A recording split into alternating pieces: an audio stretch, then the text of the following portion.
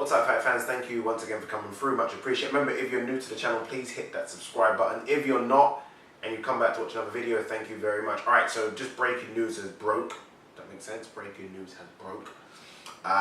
In the middleweight division, Billy Joe Saunders, unbeaten Billy Joe Saunders, current WBO middleweight champion of the world. Yes, that belt. He will take on David Lemieux. Hard-hitting David Lemieux, December 17th. In what is his third or fourth defense of the belt? I think it's his third or fourth, I can't remember, one of the two anyway.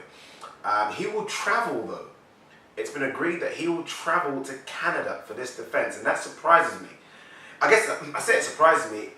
It's all about the money, so it's all about the pounds and the pence, and I think David Lemieux has a bigger fan base in Canada than Billy Joe Saunders' fan base in the UK. It's fact, right?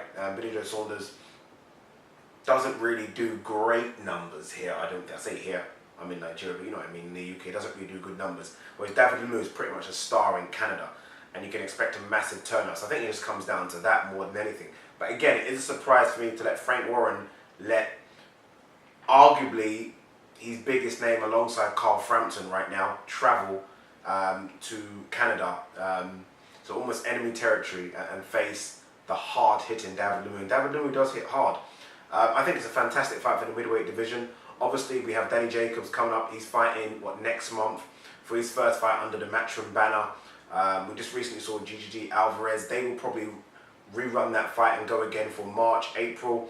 So I think this fight right now, the winner of this, I think, is legitimately top four.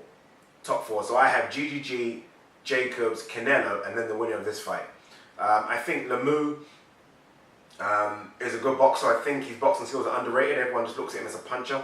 A lot of people will think of the Golovkin performance and think his boxing skills weren't great that night, but let me tell you now, I think that was GGG's best performance I've ever seen GGG do.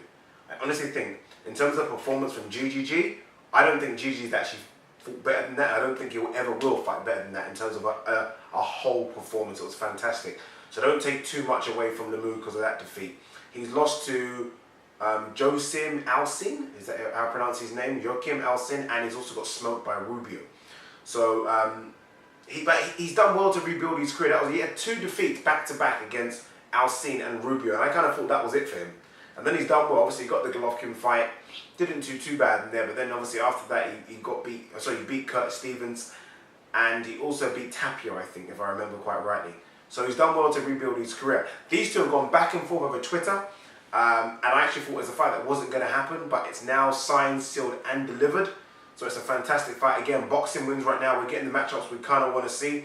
And I think the winner of this puts himself into a position to either fight Danny Jacobs next, which would be difficult if he wins, or more likely the winner of Golovkin Canelo. I think that makes more sense because you're probably talking about a big unification fight next year, September, October. What do you guys think? Billy Joe Saunders, David Lemieux.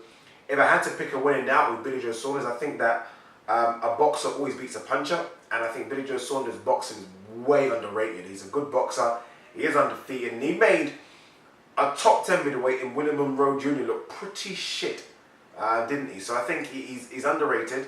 I do think him travelling away from home is a big risk. I think it's a very, very big risk, but I guess boxing's about making money. I guess the money on the table for him to travel to Canada was too good to turn down. But again, very, very big risk for him. But what do you think of this matchup? I think it's a good one. Who are you guys picking right now? Could David Lemieux knock Billy Joe Saunders out?